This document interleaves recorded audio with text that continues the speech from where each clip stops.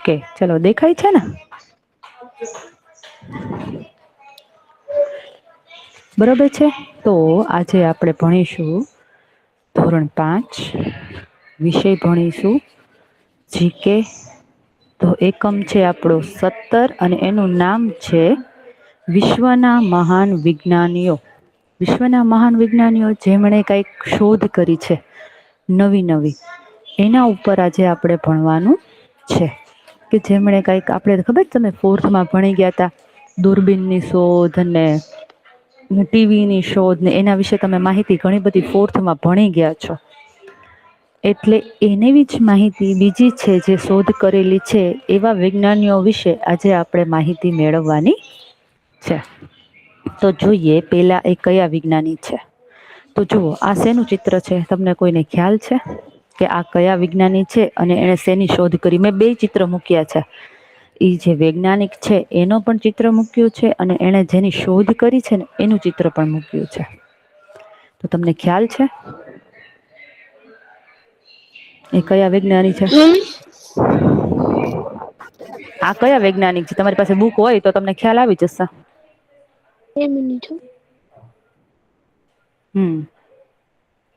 અને એને શોધ શેની કરી? જો મેં એ બાજુમાં જે છે ને આવડું, આ એની શોધ છે.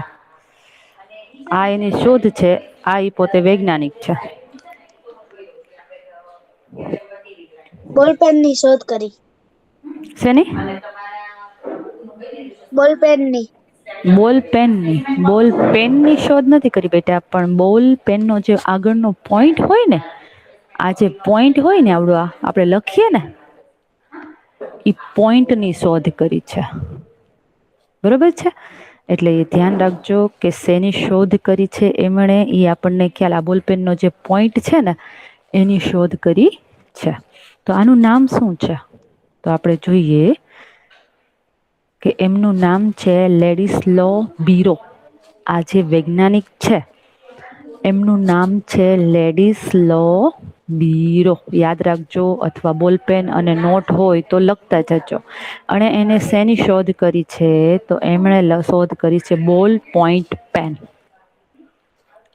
બોલ પોઈન્ટ પેન. આ જે બોલ પોઈન્ટ આગળ બોલ હોય ને એનો પોઈન્ટ હોય ને, એવી પોઈન્ટ વાળી પેનનો એમણે શોધ કરી છે. એટલે આ તમારે ખાસ યાદ રાખવાનું છે. તમને કોઈ પૂછે કે બોલ પોઈન્ટ પેનની શોધ કોણે કરી, તો તમારે કહેવાનું થશે લેડિસ્લો બીરોએ. બરોબર છે? યાદ રહેશે ને? જો એમના હાથમાં પણ પેન છે, તમને અહીંયા દેખાશે. અહીંયા એમણે એવી રીતના શોધ કરી હતી. બરોબર છે? ચલો ત્યાર પછી જોઈએ તો આ કોણ છે અને એણે શેની શોધ કરી છે?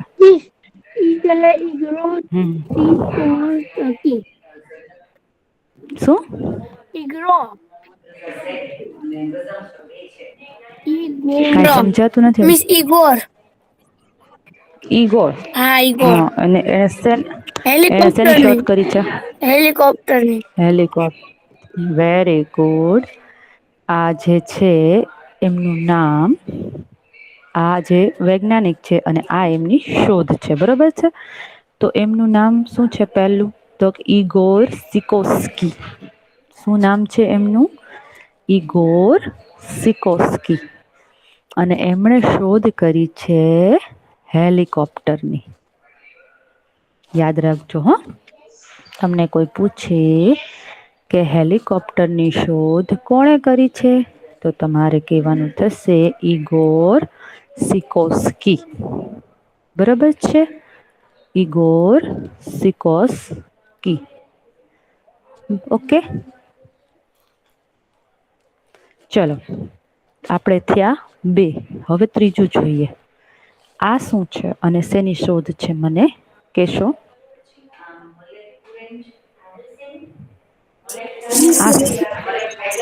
આ શું છે આ વસ્તુ બે? આ રેડિયો છે. હા રેડિયો. હા, મિસ બે રેડિયો છે. બરોબર રેડિયો. છે? હા હા હા, બંને રેડિયો જ છે. ઓકે. તો રેડિયોની શોધ કોણે કરી? ખ્યાલ છે કોઈને?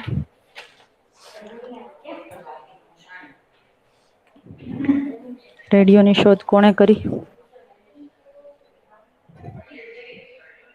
નથી ખ્યાલ? ચલો હું કહું. આ છે રેડિયો અને રેડિયોની શોધ કરી છે ગુગલી એલ્મો માર્કોની. આ જે વૈજ્ઞાનિક છે એમણે રેડિયોની શોધ કરી છે અને એમનું નામ ગુગલી એલ્મો માર્કોની એવું એમનું નામ છે. બરોબર છે એટલે યાદ રાખજો હો, હવે ભૂલાય નહીં. જો પેલાના સમયમાં છે ને આવો રેડિયો હતો, આ જે રેડિયો છે ને એવા. હવે તો નાના નાના સાવ તમે હાથમાં રાખી, હવે તો એફએમ રેડિયો આવી ગયા. રેડિયોની જગ્યાએ શું થઈ ગયું? એફએમ થઈ ગયું. આપણા મોબાઈલમાં પણ પકડાય, ગમે તે જગ્યાએ તમે સાંભળી શકો છો. એ એફએમ એટલે એક પ્રકારનો રેડિયો જ તે, બરોબર છે. ઈ થઈ ગયું. હવે પેલા આવો રેડિયો હતો સ્ટેશન માટે. જો એનું આ એન્ટેના આવતું, આ એન્ટેનાને ઊંચું કરે ને એટલે એનો સ્ટેશન પકડાય. પછી આ બટન ફેરવે એટલે એનું સ્ટેશન બધા હોય એ બધા ફરે, એવું બધું આવતું. એટલે આ રેડિયોની શોધ છે એ ગુગલી એલ્મો માર્કોનીએ કરી છે. ચલો ત્યાર પછી આ શું છે?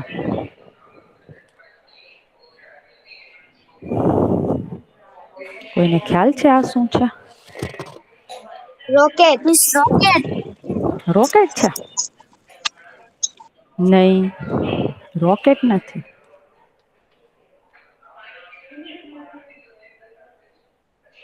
રોકેટ જેવો શેપ છે પણ રોકેટ નથી. આ શું છે?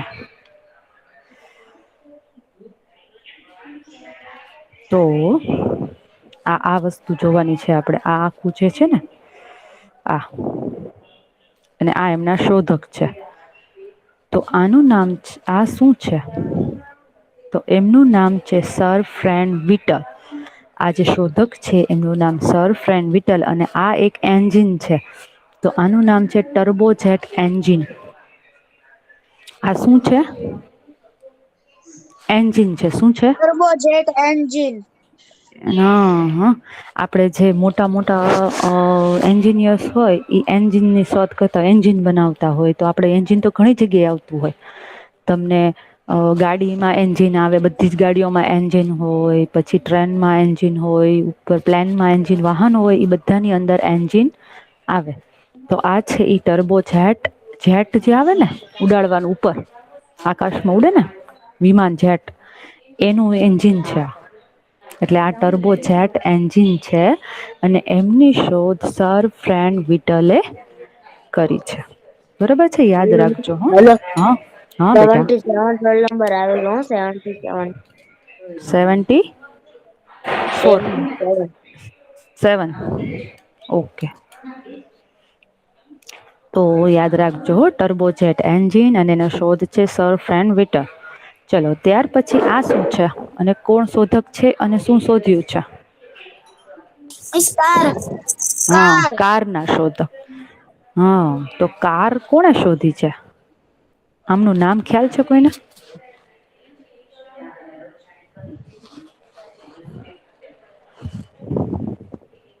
ખ્યાલ છે કોઈને આમનું નામ? ના. ચલો તો કહી દઉં. ઈ છે કાર્લ બેન્ઝ. Karl Benz. અને એમણે શોધ કરી છે motor car.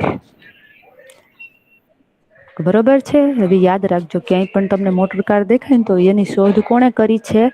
Karl Benz. Okay, એની શોધ કરી છે. ત્યાર પછી આ શું છે?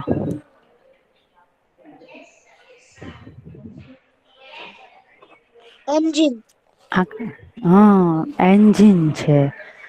પણ આને કંઈક બીજું કહેવામાં આવે છે.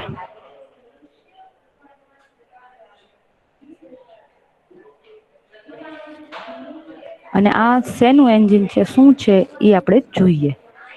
તો આ વ્યક્તિ એમની શોધ કરી ને. હે? ટ્રેન નું એન્જિન છે. ટ્રેન નું એન્જિન છે. આ શું હા. છે? હવે જો નામ વાંચો. શું આવ્યું? એન્જિન છે. જનરેટર. હા, આ જનરેટર છે વિદ્યુત. અને એમના શોધક છે માઈકલ ફેરાડે. હા બેટા, હા બોલો.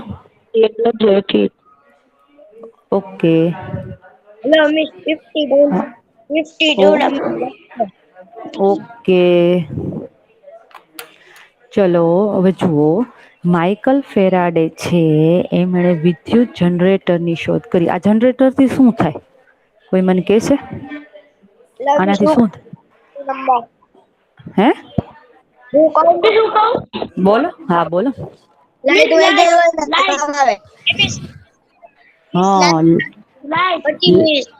Very good. લાઈટ વહી ગઈ હોય તો એના દ્વારા છે ઈ લાઈટને હા આપણે લાવી શકીએ છીએ. બરોબર છે. આપણી જગ્યા આપણે જ્યાં રહેતા હોય આપણે જે જગ્યાએ છે ત્યાં લાઈટને આપણે ઉત્પન્ન કરી શકીએ છીએ જનરેટર દ્વારા. જનરેટર શેનાથી ચાલે તમને ખબર છે? આ જનરેટર મશીન છે. Diesel diesel. ડીઝલથી ચાલે. Very good. એ હા સરસ સરસ. જનરેટર છે ઈ ડીઝલથી ચાલે છે. સરસ. તો આ છે વિદ્યુત જનરેટર. માઈકલ ફેરાડે વિદ્યુત જનરેટરની શોધ કરી 74 છે. લખો ને મિસ. ઓકે બેટા 74. ચલો ત્યાર પછી આ શું છે? એને શેની શોધ કરી છે આમણે? દવા દવા. હા મિસ વેરી ગુડ. આવી ગયો. ઓકે બેટા 75 મેં લખ્યું. જુઓ આ છે એડવર્ડ જેનર અને એમણે શીતળાની રસીની શોધ કરી હતી. આનું નામ છે એડવર્ડ જેનર. શીતળાની રસી એટલે શું? તો બધાને ખબર છે શરીર ઉપર આ બધાને ઓરીને અછબડા નીકળે. ઘણા હા લોકોને હા શરીર ઉપર ઝીણી ઝીણી ફોડલીઓ નીકળી પડે આખા શરીરે ને એ ફોડલી પાકે ને ઈ અછબડા ને ઓરીને લોકો શીતળાનો રોગ કે છે અને ઈ શીતળાનો રોગ મટાડવા માટે એની રસીની શોધ આ એડવર્ડ જનરલે કરેલી છે. અત્યારે આપણે કેમ કોરોનાની રસી શોધીએ છીએ બધા શોધે છે ને એવી જ આ અત્યારે રોગ નીકળો તો બધાને બહુ થતા હતા શીતળાનો રોગ ઈ સમયે આ લેડીસે એમણે શોધ કરી હતી શીતળાની રસીની. ત્યાર પછી છે ઈ બધા જ ને રોગ છે ઈ મટી ગયો હતો. શીતળાનો રોગ થતો નથી. આ રસી જે બાળકોને આપવામાં આવે હવે તો બધાને બાળકોને ફરજિયાત અપાય છે. પછી ક્યારે એને ઓરી કે અછબડા કે એવું બધું કોઈ ભારે વસ્તુ નીકળતી નથી. એટલે શીતળાની રસીની શોધનાર એડવર્ડ જેનર. ચલો ત્યાર પછી આ શું છે? દવા. દવા જ છે. આ પણ એક રસી જ છે. દવા છે. આપણે એન્ટિબાયોટિક લઈએ છીએ ને આપણને વાયરલ ઇન્ફેક્શન થઈ ગયું હોય ને માનો કે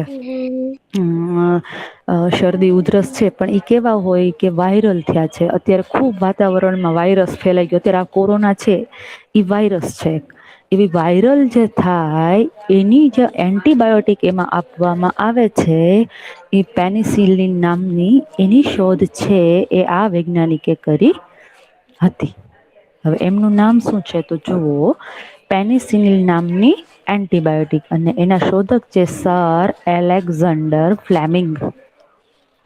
સર એલેક્ઝાન્ડર ફ્લેમિંગે પેનિસિલિન નામની એન્ટીબાયોટિક શોધી હતી. એન્ટિબાયોટિક એવી વસ્તુ છે કે ઈ તમને તાત્કાલિક તમારા શરીરમાં રાહત આપે છે. તમને એન્ટિબાયોટિક તમને પીવડાવવામાં આવે તો ઈ જે આપણી સામાન્ય દવા હોય એના કરતા થોડીક જુદી હોય છે. ઘણા લોકો છે ઘણા બાળકો ઘણા એવું જ પ્રિફર કરે છે કે એન્ટિબાયોટિક્સ બને ત્યાં સુધી ના લેવાય. શું કામે? તો ઈ દવા તમારે કોર્સ એનો ફરજિયાત એકવાર તમે એ દવા લ્યો તો એનો કોર્સ છે એ ફરજિયાત પૂરો કરવો પડે. જો તમે એને વચ્ચે મૂકી દો તો એની સાઈડ ઇફેક્ટ વધારે થાય છે. માનો કે તમે એક ડોઝ લીધો 4 ડોઝ લેવાના હોય અને તમે એક જ ડોઝ લ્યો તો તમને એની સાઈડ ઇફેક્ટ થાય છે. એટલે જયારે એન્ટિબાયોટિક આપવામાં આવે તો એના ડોઝ છે ઈ કમ્પ્લીટલી પૂરા કરવા પડે. નહીતર ન થવાનું બીજું થઈ જાય છે. એટલે આ પેનિસિલ નામની એન્ટીબાયોટિક છે ઈ આમણે શોધી હતી. બરોબર. ચાલો હવે ત્યાર પછી જોઈએ. જો હવે મેં 3-4 છે ને ઈ જૂના માંથી તમારું ફોર્થ માંથી લીધા. તમે જે વસ્તુ ભણી ગયા છો ને એમાંથી લીધા છે. શોધ કરેલી 4 નામ એવા મેં એમાંથી લીધા છે. તો આ કોણ છે? આ તમે ભણી ગયા છો ફોર્થમાં.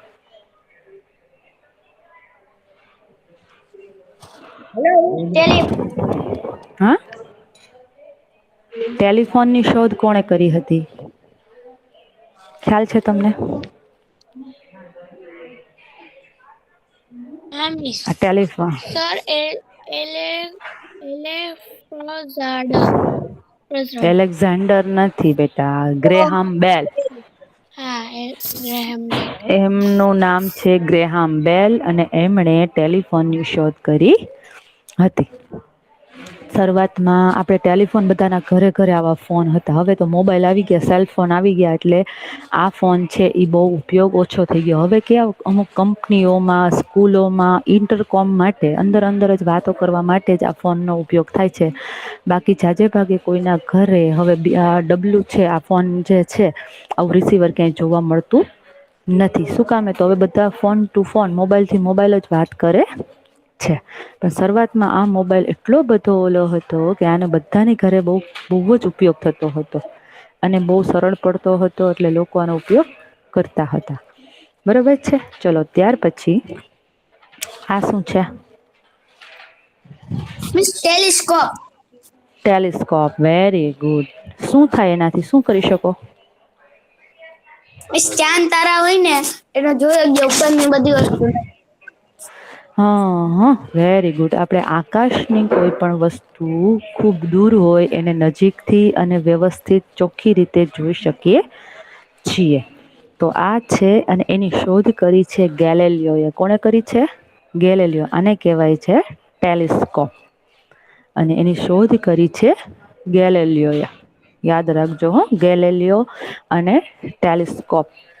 આ ટેલિસ્કોપ છે દૂરની આકાશી પદાર્થ, આકાશી કોઈ પણ વસ્તુ છે એને નજીકથી સ્વચ્છ અને ચોખ્ખી જોઈ શકાય છે. એની શોધ કરી છે ગેલેલિયોએ. ચલો ત્યાર પછી આ કોણ છે? Miss light. લાઈટ છે. બલ્બ. આપડા ઘરે બધાની ઘરે લાઈટ નો ગોળો તો હશે ને બાબો, લેમ્પ. હા મિસ છે લેમ્પ. હા, એ લેમ્પ ની શોધ કોણે કરી? આમની છે ને બહુ સરસ કહાની છે આની એક.